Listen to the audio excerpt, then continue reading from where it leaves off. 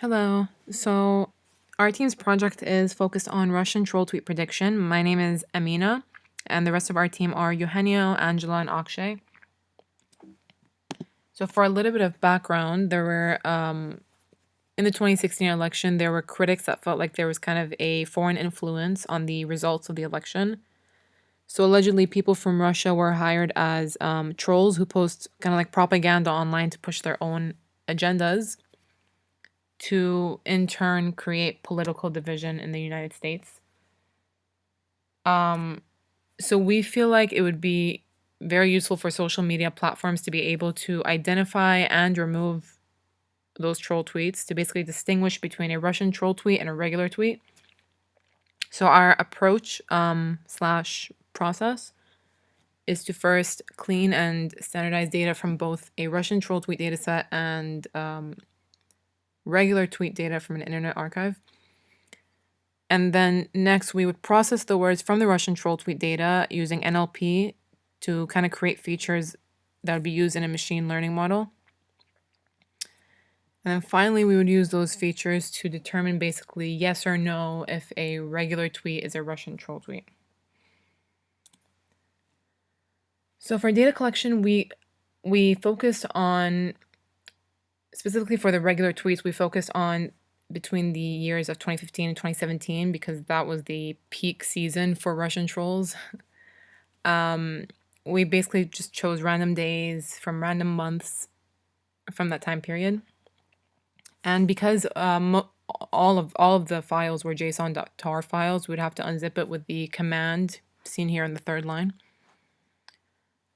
And then finally, we had to write a code to basically pull the tweets themselves from all the JSON files into a text file slash CSV file.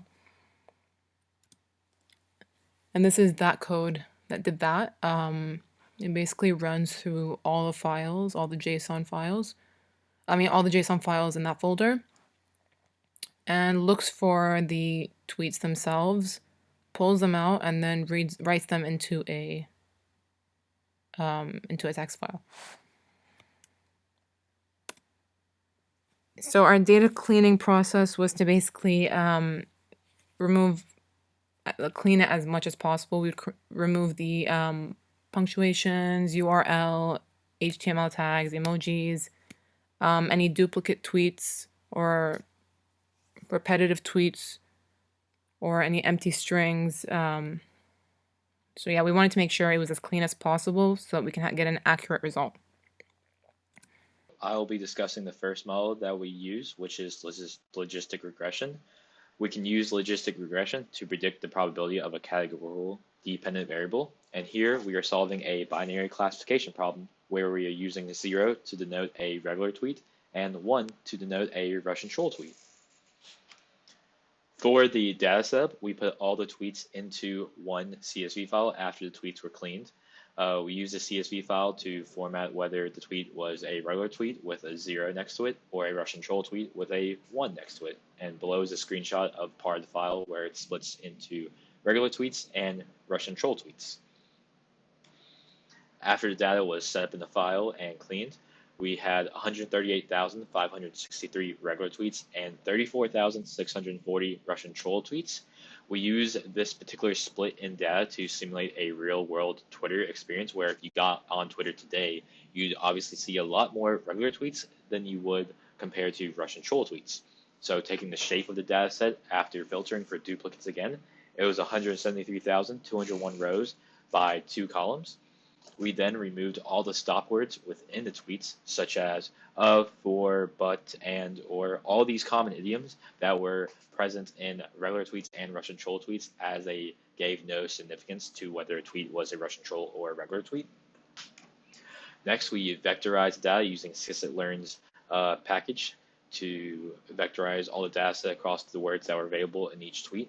After vectorizing, we took the shape of the data set again, and it was 173,201 by 215,598. So you can see that's a huge difference compared to previously when the shape of the data set was 173,201 by 2 columns. After the vectorization, we split the data into training and testing. and we use a test size of 20% of the original datasets, and we use 80% of the dataset to train the logistic regression model. Moving on to the logistic regression model, I'll read out the F1 score since that takes into account forward precision and recall.